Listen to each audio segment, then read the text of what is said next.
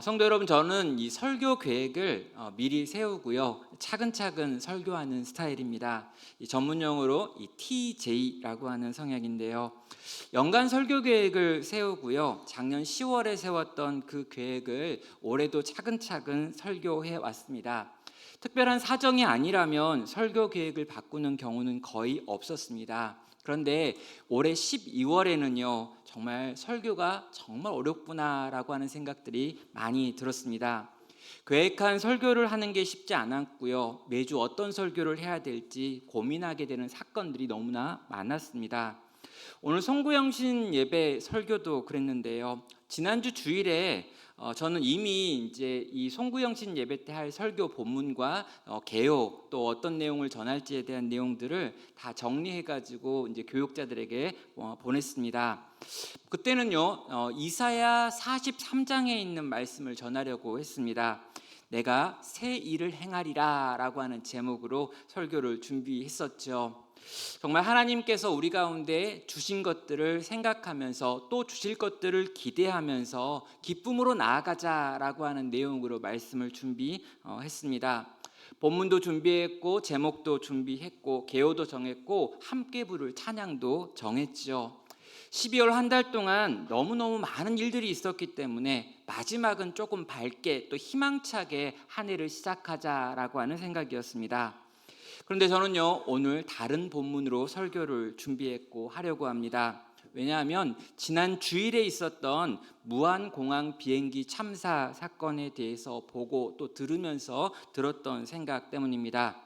12월이 정말 힘든 것 같습니다. 여전히 해결되지 않은 정치적인 혼동이 있습니다. 최악의 내수 경기가 있고요, 한국 경제를 이끌었던 대기업들도 탄식하는 일들을 벌이고 있습니다. 거기다가 179명의 사망자가 나오는 사건이 또 터진 것이죠. 도무지 기쁨으로 또 희망으로 한 해를 마무리하기가 너무나 어려운 시간이었습니다. 저는 사물의 부정적인 면만 보는 그런 부정적인 사람은 아닙니다.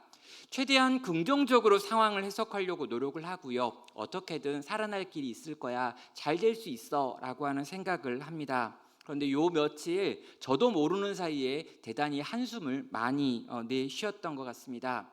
도대체 어떻게 해야 되는가라고 하는 질문도 생기고요, 교회는 어떻게 해야 될까라고 하는 생각도 듭니다. 또 우리 성도님들에게 매주 말씀을 전해야 되는데 어떤 말씀을 전해야 할까라고 하는 질문을 끊임없이 하나님께 할 수밖에 없었죠. 자, 오늘 아침에 교육자 회의를 시작하면서 이 짧은 시간 저희가 경건회를 갖고 있는데요, 이 교육자들과 함께 불렀던 찬양이 우리 함께 기도회라고 하는 찬양이었습니다.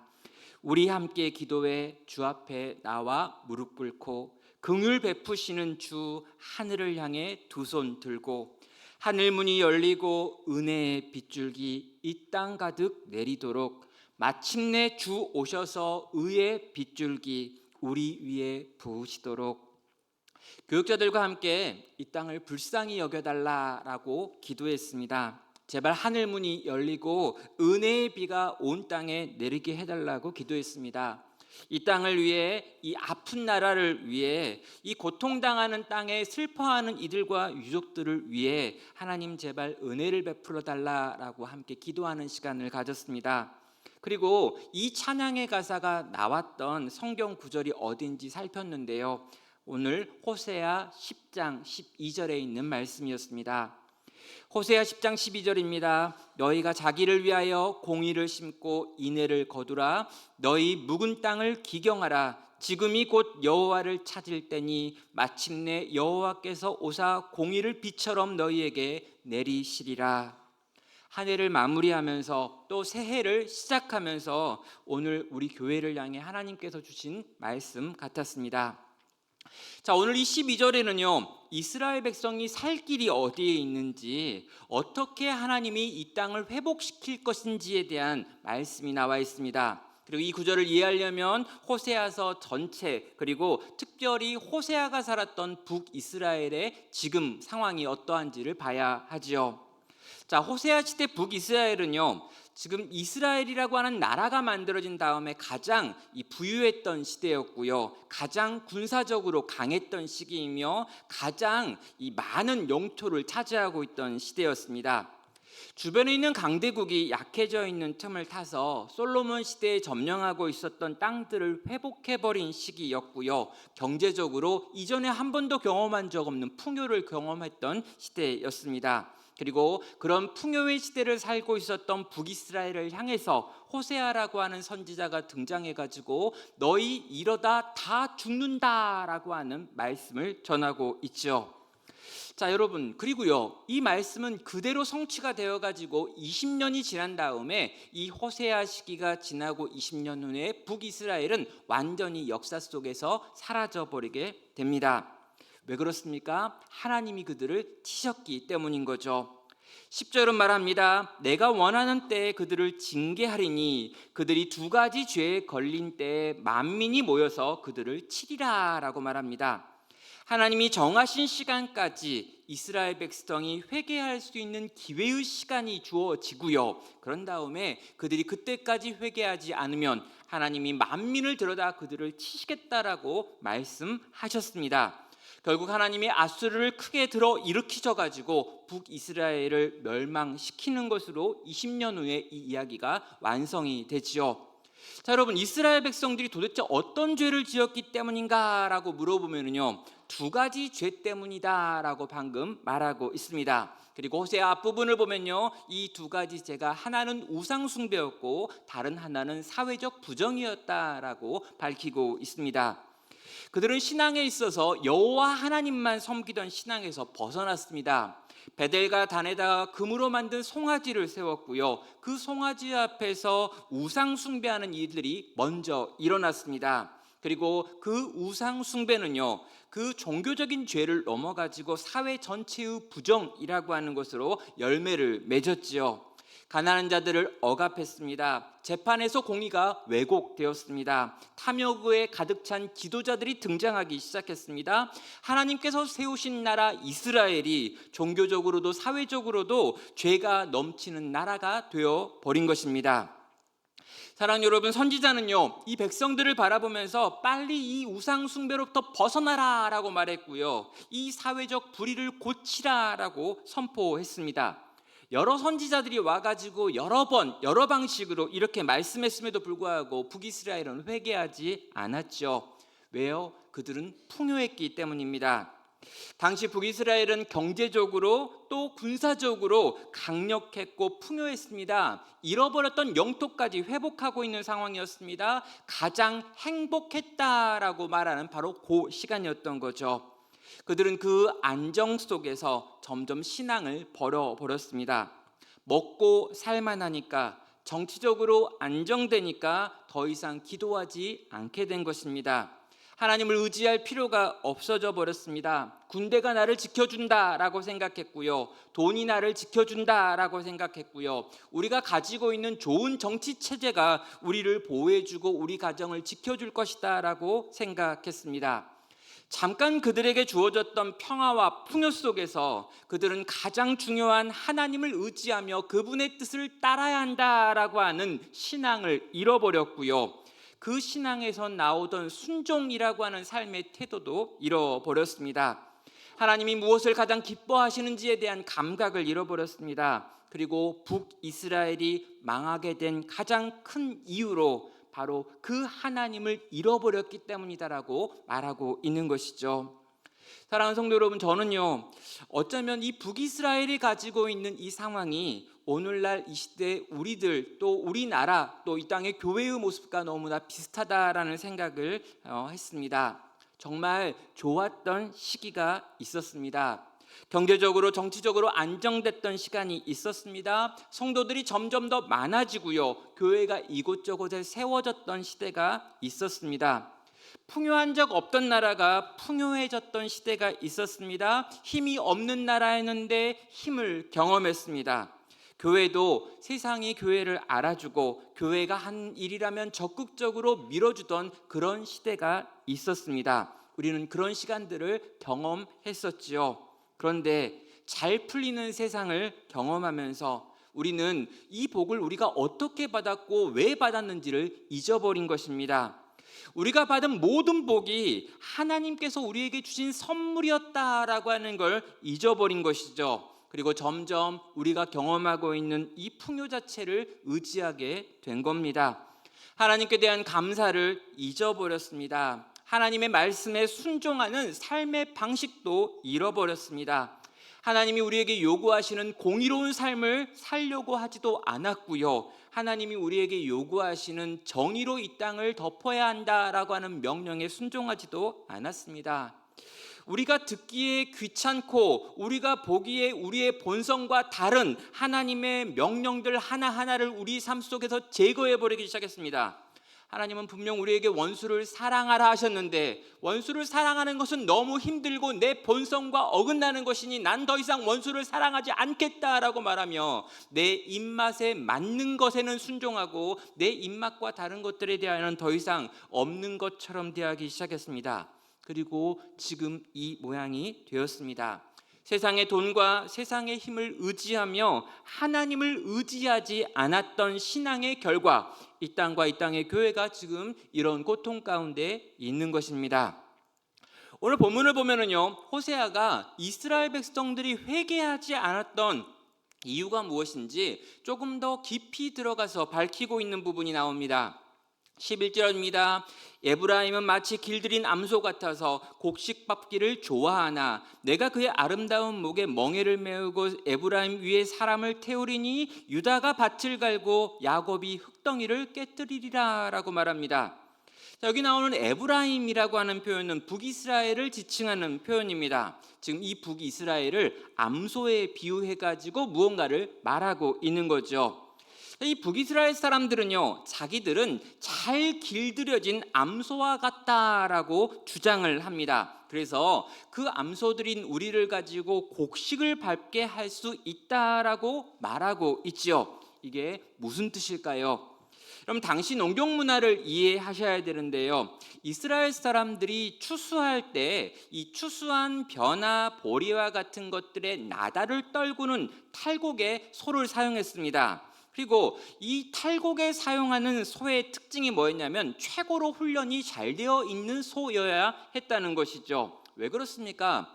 여러분, 탈곡을 하다 보면은 수없이 많은 나다를 보게 되는데 여러분, 이 나다를 먹고 싶은 마음이 소에게도 막 올라오는 거예요. 그때 어떻게 합니까? 소가 참아야 하는 것입니다.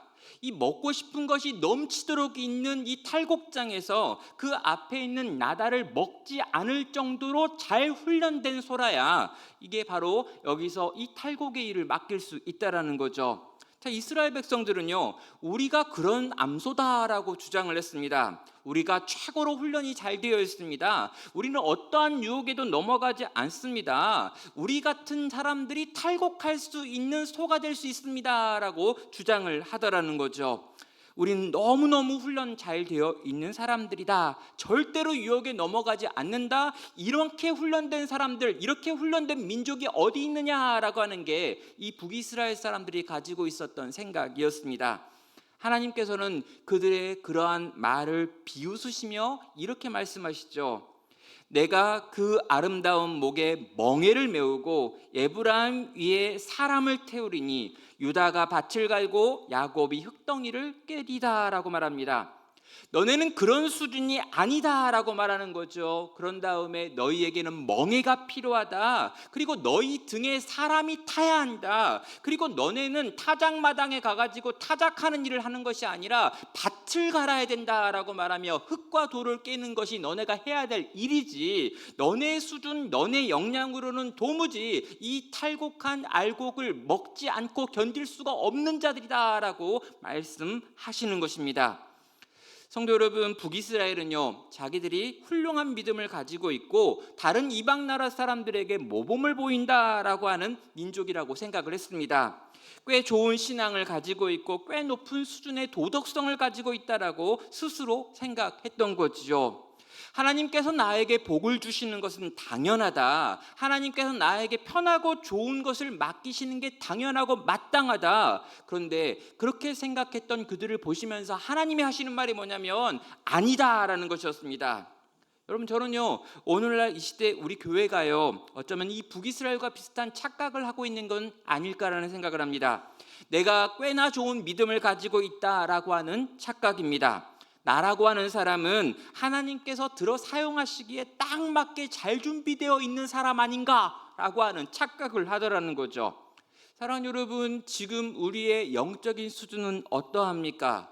여러분, 나는 혼자 둬도 괜찮은 사람입니까? 하나님께서 복을 넘치도록 부어주시고 그 넘치도록 부어주신 그 복 때문에 그 복을 다른 사람과 즐거이 기쁘게 나눌 수 있는 사람들입니까? 내 삶에 아무런 고난이 없다 할지라도 하나님과 친밀함을 위하여 하나님 앞에 엎드려 기도할 수 있는 사람인가요? 내 인생에 아무런 걱정과 근심이 없을 때라도 하나님께 나아가 하나님께 은혜를 구하며 기도로 나아가는 사람인가요? 아니면 뭔가 문제가 있기 때문에, 뭔가 어렵기 때문에, 뭔가 힘들 때가 아니고서는 하나님 앞에 나아갈 수 없는 사람이지는 않느냐라는 것입니다. 사랑하는 여러분, 북이스라엘은 착각했습니다. 그리고 어쩌면 우리도 착각했던 것 같습니다. 여러분, 세계에서 선교사를 미국 다음으로 많이 보냈다라고 자랑했던 때가 있습니다. 전 국민의 25%가 교인이다라고 자랑했던 시간들이 있었습니다. 수없이 많은 십자가를 자랑했고 정부 요직에 또 여러 가지 요직에 그리스도인이 참 많다라고 하면서 그리스도인의 비율과 그 숫자를 자랑했던 때도 있습니다.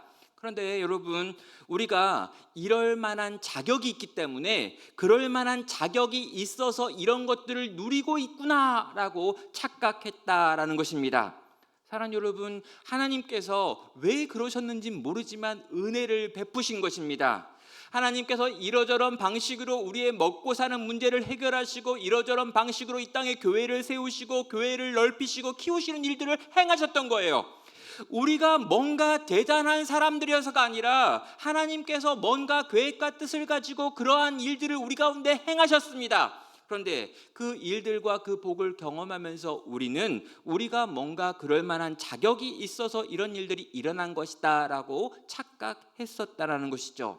그리고 그 착각의 시간 때문에 우리는 회개할 수 있는 기회, 돌이킬 수 있는 기회를 뒤로 미뤘던 것입니다. 13절을 보면은요, 그러한 착각을 했던 두 가지 이유가 나옵니다. 13절은 말합니다. 너희는 악을 바꿔라 죄를 거두고 거짓 열매를 먹었다니 이는 내가 내 길과 내 용사의 많음을 의뢰하였습니다 라고 말합니다. 여러분, 이스라엘이 온통 죄와 거짓으로 가득 찬 나라가 되어버린 원인이 두 가지였는데요, 바로 너희의 길과 너희의 용사가 많다라고 하는 것을 의지했기 때문이다라고 말하고 있습니다. 여기 보면요, 이 많다라고 하는 말이 내 길에도 연결되고 내 용사에도 연결됩니다. 내 길이 많다라고 하는 건 무슨 뜻일까요? 뭔가를 이룰 수 있는 방법이 많다라고 하는 것입니다. 다시 말해서 이건 지혜와 지식과 관련된 내용입니다. 그들은 스스로 똑똑해졌다라고 생각을 했고요, 우리에게는 많은 지식이 있고 지혜가 있어서 이 인생에 있는 많은 문제들을 해결할 수 있는 능력이 있다라고 생각했던 것입니다. 또 그들은요, 용사가 많이 있다라고 하는 걸 의지했습니다. 힘이 있다는 겁니다. 능력이 있다는 겁니다. 돈이 있다는 것이고 군사력을 가지고 있더라는 거죠. 여러분, 이전에 이 길이 없고 군사력이 없을 때 그들은 여호와 하나님을 의지했습니다. 하나님, 당신께서 우리에게 지혜를 주셔야 합니다. 하나님, 당신께서 우리에게 능력이 주셔야 되고 힘을 주셔야 되고 우리를 지키고 보호해 주셔야 합니다라고 고백했어요. 근데 여러분, 그들이 힘을 가지게 되고 그들이 지혜를 가지게 되니까 그것들을 의지하면서 하나님을 의지하지 않는 인생들이 된 것입니다. 하나님이 없이도 잘 살 수 있는 사람들, 하나님이 전혀 필요 없는 교회가 되어버렸다는 거죠. 그들의 결국이 무엇입니까? 하나님의 뜻과 무관한 행동과 삶을 살기 시작하는 것입니다. 여러분, 신앙이 뭐냐라고 물어보신다면요, 예수님을 믿는다는 게 뭡니까? 라고 물어보신다면요, 그건 내가 이제부터 예수님을 내 인생의 주인으로 모시고 그분의 뜻대로 이 땅을 살겠습니다 라고 하는 고백과 바로 연결되어집니다. 여러분, 내가 예수님을 믿는다라고 하는 것, 예수님을 내가 내 인생의 구주로 영접했습니다 라고 하는 건 예수님이 나의 구원자이십니다, 예수님이 나의 주인이 되십니다 라고 하는 고백이죠. 그리고 여러분, 이 고백에는 예수님이 나의 주인이시기에 나는 그분의 종입니다, 나는 그분의 노예입니다 라고 하는 고백이 포함됩니다. 여러분, 그렇다면요, 나는 이제부터 예수님의 음성을 듣겠습니다. 예수님의 뜻이 무엇인지 알려고 애쓰겠습니다. 당신이 나에게 원하시는 대로 그렇게 살겠습니다 라고 하는 고백이 이어진다는 것입니다. 나의 힘과 나의 지혜와 나의 능력으로 사는 것이 아니라 하나님을 믿고 하나님을 의지하며 하나님의 지혜와 하나님의 능력으로 이 땅을 살아가겠습니다 라고 하는 고백이 성도의 고백인 것이죠. 그런데 여러분, 우리는 어떠했습니까? 예수님 뜻대로 산다라고 하면서 정말 예수님의 뜻을 구하셨습니까? 내 인생의 주인은 예수님입니다, 나는 그분의 종입니다라고 고백했는데, 정말 내가 이 땅을 살아가면서 예수님의 지혜를 구하고 예수님의 능력에 의지하여 살았습니까? 내 생각과 세상이 말하는 지혜를 쫓아서 세상의 힘과 세상의 능력에 힘입어 이 땅을 살았느냐라고 묻는 것이죠. 우리 주님이 말씀하시는 그 길, 우리 주님이 주시는 그 능력에 의지하여 이 땅을 걸어가셨느냐라고 질문하는 것입니다. 성도 여러분, 예수님을 주로 고백하고 예수님을 믿는다라고 하지만 예수님의 뜻이 아니라 내 마음과 내 생각대로 이 땅을 살지는 않으셨냐라는 거죠. 내 지혜와 내 능력으로 내가 원하는 것을 하면서 때때로 필요할 때 주님의 도움을 구하고 때때로 필요할 때 주님의 지혜를 구하며 그 지혜와 그 능력이 내가 생각했던 것과 다르면 무시하고 내가 원했던 그것이 주어질 때만 은혜를 받았다라고 말하며 살아간 것이 우리들의 신앙의 모습이었다라는 것입니다. 나는 꽤나 괜찮은 사람이라고 스스로 만족하면서 주님과 무관하게 살아가면서도 나는 꽤나 괜찮은 신앙을 유지하고 있다라고 생각했던 것이 우리들의 모습일 수 있다는 거죠. 사랑하는 성도 여러분, 그래서 세월이 많이 지났는데 주님을 별로 닮지 못한 것이 우리들의 모습이 될 수 있는 겁니다. 여러분, 예수님을 믿는 사람들이 이렇게나 많음에도 불구하고 이 나라가, 이 땅이 여전히 생명을 소홀히 여기며 여전히 고통받고 아프고 상하는 일들이 많으며 여전히 공의와 정의대로 이 땅이 움직이지 못하는 가장 큰 이유가 어쩌면 우리 한 사람 한 사람이 마땅히 살아내야 될 성도의 모습이 되지 않았기 때문일 수 있는 것이죠. 여러분, 교회가 여전히 많이 있습니다. 성도의 숫자가 여전히 많이 있습니다. 지금 600만 이야기를 하고 있지만 여러분, 600만이 결코 적은 숫자가 아닙니다. 그럼 여러분, 많은 사람들이 생각합니다. 교회가 더 많아지고 600만이 아니라 1000만이 된다 할지라도 이 땅이 새로워질 것 같지 않다라는 것이죠. 왜 그럴까요? 여러분, 우리가 새로워지지 않기 때문입니다. 성도 여러분, 신앙이 성숙해진다라고 하는 것은요, 내 속에서 예수님께서 간섭하시는 영역이 점점 많아지고 성령께서 간섭하는 영역이 많아진다라고 하는 걸 의미합니다. 점점 내가 더 작아집니다. 예수님이 간섭하시는 영역이 점점 더 많아집니다. 그럼 내 언어에서 주님이 기뻐하시는 말들이 점점 더 많아지는 거고요. 내 손이 주님이 원하시는 방향을 향해 점점 더 많이 움직여지는 거고요. 내 발이 주님이 기뻐하시는 자리를 향해 점점 더 나아가는 것입니다. 사랑하는 성도 여러분, 내 생각과 내 뜻과 내 계획이 점점 더 잘 이루어지는 것이 성도의 성숙이 아니라 주님이 내 속에서 점점 더 커가는 것, 주님의 뜻이 더 온전히 내 삶을 통해서 이루어지는 것, 그것이 주님이 우리에게 원하시는 성도의 성숙이라는 거죠. 이스라엘은 전혀 변하지 않았습니다. 겉으로는 잘 길들여진 암소 같은데 사실은 전혀 훈련되어 있지 않았다는 거죠. 중심이 전혀 변화되지 않았습니다. 지독하게 하나님이 나에게 간섭하는 걸 싫어했습니다. 속이 바뀌지 않았습니다. 그들의 결국은 무엇일까요? 14절과 15절은 그들의 결국이 이러할 것이다 라고 하는 하나님의 심판에 대한 선언입니다. 그러므로 너희 백성 중에 요란함이 일어나며 내 산성들이 다 무너지되 살만의 전쟁의 날에 벳 아벨에 무너뜨린 것과 같이 될 것이라. 그때 어머니와 자식이 함께 부서졌도다. 너희의 큰 악으로 말미암아 베델이 이같이 너희에게 행하리니 이스라엘 왕이 새벽에 정령 망하리로다. 여러분, 중심에 하나님에 대한 순종이 없었고요, 자기 맘대로 살고 싶었던 사람들입니다. 그래서 자기의 지혜와 자기의 능력을 의지해서 가난한 자와 약한 자들의 것들을 빼앗는 것에 힘을 썼던 자들입니다. 자, 여러분, 그들이 지금 요란하게 되었습니다. 견고한 산들이 막 흔들리고 있습니다. 아수르 왕을 의미하는 살만이라고 하는 자가 벳 아벨에 쳐들어와 가지고 그들을 다 무너뜨리고 있습니다. 비참하게 어머니와 아들이 함께 부서지고 있습니다. 그 악이 너무나 강력하기 때문에 새벽에 쏟아져 들어와서 이스라엘의 왕들을 집어 삼켜버리고 있습니다.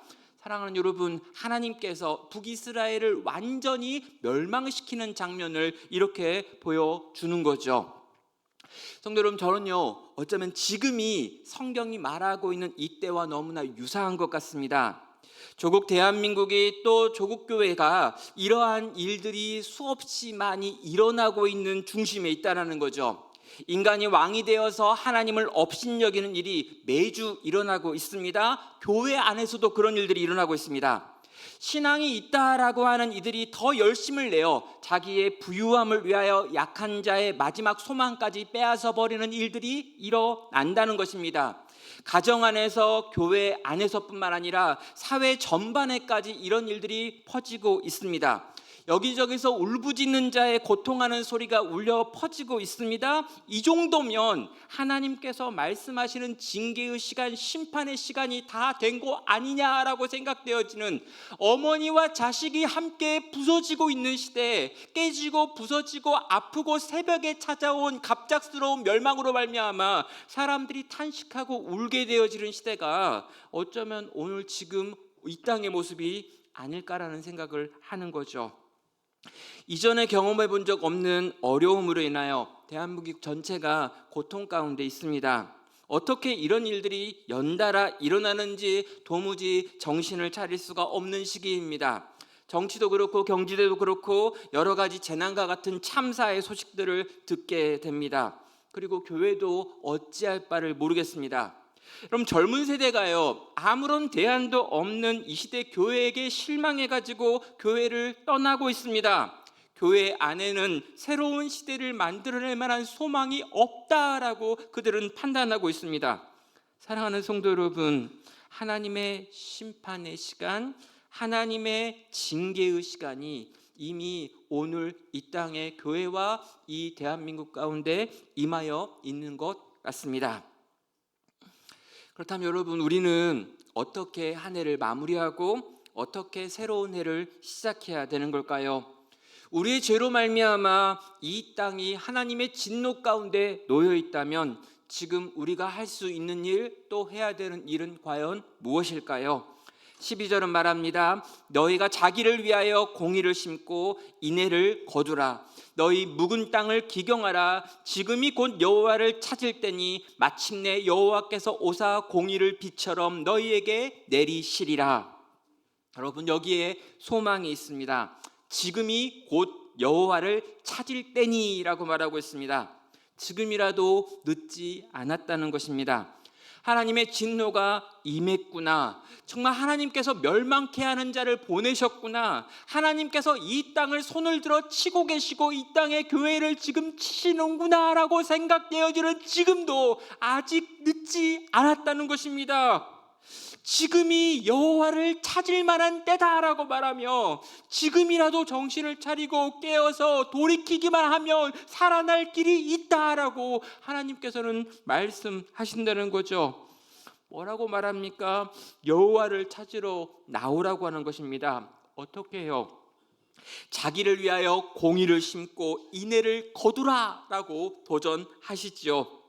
하나님을 위해서도 아니고요, 남을 위해서도 아니고요, 너 자신을 위해서라도 제발 나오라고 말하고 있습니다. 어디로요? 공의를 심고 인애를 거두는 자리로 나오라는 것이죠.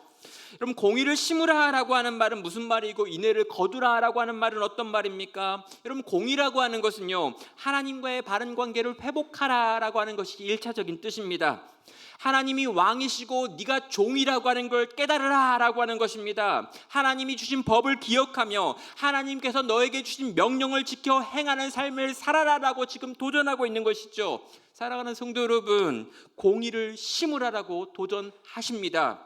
하나님께서 나에게 주시는 말씀이 있다면, 하나님께서 내게 생각나게 하시는 말씀이 우리 가운데 들려진다면 그 명령 앞에 예라고 대답하며 엎드리라 라고 말하는 거예요.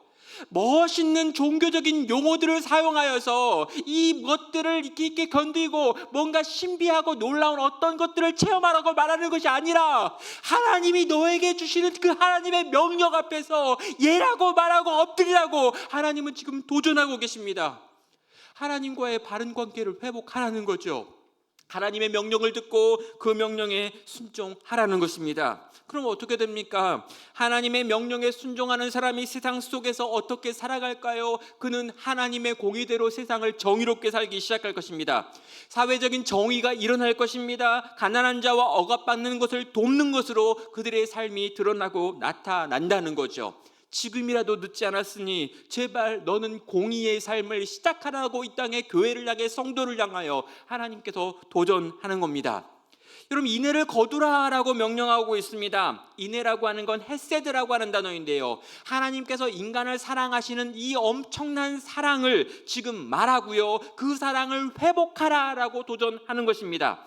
하나님께서 인간을 사랑하시는데 그 놀라운 사랑을 너희가 깨달아 알고 그 하나님께 사랑으로 나아올 것을 지금 말씀하는 거죠. 하나님과 관계에서 공의와 사랑이 회복되어지고 하나님께서 주시는 그 공의와 그 사랑을 네가 살고 있는 삶의 모든 현장에서 드러나고 보여주고 나타내는 삶의 방식을 선택할 것을 지금 도전하는 것입니다. 여러분, 이어지는 명령이 무엇일까요? 이 공의와 이 인애가 어디에 심겨져야 되는지에 대한 설명입니다. 마지막에 이렇게 말하죠. 너희 묵은 땅을 기경하라 라고 말합니다. 여러분, 먼저 심으라가 나오고요, 그 다음에 거두라가 나온 다음에 어디에다가 이걸 심어야 되는지를 이야기하면서 묵은 땅을 갈아엎어서 거기다 심으라 라고 말씀하는 것입니다. 그렇다면 여러분, 마지막인데요, 여기에 있는 이 묵은 땅이라고 하는 건 과연 뭐냐라는 것입니다. 사랑하는 여러분, 이 묵은 땅은요, 내가 내 인생의 주인 되고 싶은 바로 그 땅을 의미합니다. 절대로 하나님의 간섭을 받기 싫어하는 바로 그 자리, 그곳, 내 중심에 있는 거기가 바로 묵은 땅입니다. 여기는 내 중심이고요, 거기는 하나님도 건들지 말아야 한다라고 생각하는 거기입니다. 여러분, 그게 때로 자녀일 수 있고요, 그게 때로 내 맘편일 수 있고요, 때로 그것이 돈이 될 수도 있고요, 때로 그것이 교회가 될 수도 있습니다. 거기다가 하나님의 공의와 하나님의 인애를 거두고 심어야 되는데 거기에 온통 다른 것들이 심겨져 있기 때문에 먼저 그 모든 걸 뒤집어 엎는 기경의 작업을 통해 가지고 그 묵은 땅이 새로워지는 일이 일어나야 한다라는 것이죠. 사랑하는 성도 여러분, 우리도 어쩌면 이 묵은 땅을 가지고 있을 수 있습니다. 여러분, 이 묵은 땅이 무엇입니까? 여러분, 하나님께 내놓기 싫은 내가 가장 소중하게 여기는 그 영역입니다. 내가 생각하는 내 인생의 계획이 있을 수 있고요, 내가 가장 소중히 여기는 무언가가 될 수 있고요, 소중히 여기는 사람이나 관계가 될 수도 있습니다. 바로 거기, 그것을 뒤집어 엎고 거기 그 자리에 하나님의 공의와 정의가 임하도록, 하나님의 사랑이 임하도록 하지 않고는 우리는 결코 세상을 바꿀 수도 뒤집어질 수도 없다라고 하는 것이죠. 사랑하는 여러분, 내 인생의 주인 되어 있는 바로 그 영역에 정말 하나님의 공의와 인애를 심으시고 거두시는 일이 일어나길 바랍니다. 그럼 그때요, 어떤 일이 벌어질까요? 12절 마지막 하반부입니다. 마침내 여호와께서 오사 공의를 비처럼 너희에게 내리시리라. 여러분, 바로 우리가 우리의 중심에 정말 하나님께 내놓기 싫은 그 자리, 그곳에 하나님의 공의와 하나님의 인애를 심으면 그때 하나님이 마치 기다리고 계셨다는 것처럼, 마치 대기하시고 계셨던 그 하나님께서 거기 그 자리 가운데 달려 내려오시는 것입니다. 그리고 거기에 공의를 비처럼 쏟아 부어 주시겠다라고 말합니다. 은혜의 비가 거기에 부어진다는 것이고요, 거기에 그 은혜의 비와 그 공의의 비로 말미암아 회복이 일어나는 것이고요, 모든 죽어 있는 것들, 또 이미 죽어가고 있는 것들 가운데 그것들이 살아나는 기적이 나타나는 것입니다. 사랑하는 성도 여러분, 우리는 한 해를 시작하려고 하고 있습니다. 하나님의 진노 가운데 있는 것 같다라고 여겨지는 지금 시간들을 보내고 있습니다. 그러나 여러분, 아직 늦지 않았습니다. 지금이라도 우리가 하나님께 온전히 나가기만 하면, 하나님께 나아가 우리의 이 묵은 땅이라고 불려지는 딱딱하게 굳어있는 우리의 중심을 뒤집어 엎고 거기에 하나님의 공의와 하나님의 사랑이라고 하는 걸 심고 거두기 시작하면, 하나님께서는 우리 가운데 비를 내리셔서 그 땅 가운데 다시금 또 한 번 생명의 역사를 만들어 내겠다라고 말씀하시기 때문입니다. 성도 여러분, 우리의 묵은 땅을 뒤집어 엎기를 결단하시는 이 새해 첫날이 되길 바랍니다. 하나님께 정말 내가 여기에 공의를 심겠습니다, 여기서 내가 인애를 거두겠습니다 라고 구하시는 날이 되기를 원합니다.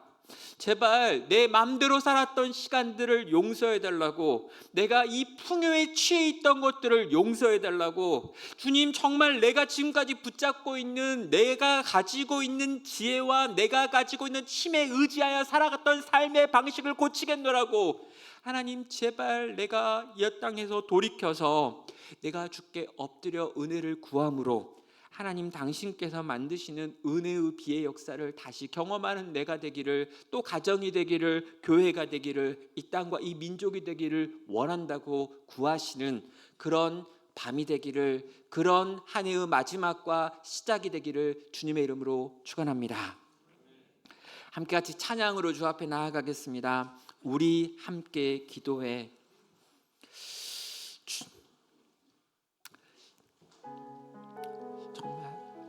하나님, 우리에게 정말 긍휼을 베풀어 주시옵소서. 우리가 하늘을 향해 두 손을 들고 하나님께 구합니다. 하늘의 문이 열리고 은혜의 비가 이 땅 가운데 내리게 하여 주시옵소서. 마침내 우리 주님께서 이 땅에 오셔서 그 은혜의 빗줄기를 우리 가운데, 이 땅의 교회 가운데, 이 민족 가운데, 지금 고통 가운데 있는 이들 가운데 부어주시옵소서. 주님, 제발 이 땅을 고쳐주시고 이 땅을 불쌍히 여겨주시고 이 땅을 회복시켜 주시옵소서. 이 시간 구하는 마음으로 함께 찬양으로 나가겠습니다. 우리 함께 기도해. 우리 함께 기도해. 주 앞에 나와 무릎 꿇고 긍휼 베푸시는 주, 하늘을 향해 두 손 들고 하늘 문이 열리고 은혜의 빗줄기 이 땅 가득 내리도록 마침내 주 오셔서 의의 빗줄기 우리 위에 부시도록. 우리 함께 기도해. 우리 함께 기도해. 주 앞에 나와 무릎 꿇고 긍휼 베푸시는 주, 하늘을 향해 두 손 들고 하늘 문이 열리고 은혜의 빗줄기 이 땅 가득 내리도록 마침내 주 오셔서 의의 빗줄기 하늘 문이 열리고 하늘 문이 열리고 의의 빗줄기 이 땅 가득 내리도록 마침내 주 오셔서 의의 빗줄기 우리 위에 부시도록. 이 시간 함께 회개로 주 앞에 나아가도록 하겠습니다. 북이스라엘이 하나님의 심판 앞에 놓여 있는데 이 북이스라엘이 짓고 있는 모든 죄가 이 땅의 교회가 이 조국 대한민국이 오늘 우리가 저지르고 있는 죄들과 동일합니다. 풍요에 취하여 하나님께 나아가지 않았습니다. 이 땅에 있는 여러 가지 것들을 의지하여 내 지혜와 내 힘에 의지하여 하나님께 의지하지 않았습니다. 하나님께서 돌아가라고 돌이키라고 회개하라고 제발 내게로 나오라고 말하지만 그 말 듣지 아니하며 계속해서 내가 내 인생의 왕이 되어 이 땅을 살고 내가 내 교회의 왕이 되어 이 교회를 움직이고 내가 이 땅의 왕인 양 내가 잘 훈련된 소라고 이야기하며 이 땅의 좋은 것들을 누리겠다라고 이야기하고 괜찮은 사람인 줄 착각하며 살아왔습니다. 이 시간 회개로 주 앞에 나아가겠습니다. 하나님, 내가 아니었습니다. 내가 그런 인생들이 아니었습니다. 주님, 내가 범죄하였고 내가 깨어있지 않았고 내가 정신 차리지 않았사오며 내가 내 인생의 왕으로 살았사오며 내가 하나님을 의지하지 않았고 내 지혜와 내 능력을 의지하며 이 땅을 살았습니다. 하나님이 내게 원하시는 공의와 하나님이 내게 원하시는 인애 같은 건 내 삶 어디에도 흘러 넘쳐 나온 적이 없었습니다. 그냥 종교 생활을 열심히 했습니다. 그냥 종교적인 일들로 이 땅을 채워왔습니다. 내가 뭔가 잘하는 것 같았지만 실상 주를 위해 별로 할 게 없는 삶을 살았습니다. 그래서 내가 신앙생활 10년을 했지만 별로 변한 게 없고 20년을 했지만 별로 변한 게 없고 내 사랑하는 자식들이 내 신앙을 따라오지 못하고 있습니다. 오 하나님, 우리를 불쌍히 여기시고 이 땅의 교회를 불쌍히 여기시옵소서. 제발 이 땅 가운데 새로운 하나님의 은혜 역사가 일어나도록 주님, 우리가 돌이키게 하여 주시옵소서. 죄를 용서를 구하며 회개하여 돌이켜서 공의를 심고 인애를 거두는 자리로 나아가게 하여 주시옵소서. 내 삶의 묵은 땅 한 번도 주님께 왕의 자리를 내어놓지 않았던 그 땅을 주님께 내어드리며 이 땅이 갈아엎어지는 역사가, 이 땅이 뒤집어지는 역사가 먼저 내게, 먼저 교회에, 이 땅의 교회에 나타나게 하여 주시옵소서. 이 시간 회개로 주 앞에 나아가겠습니다. 함께 기도하겠습니다.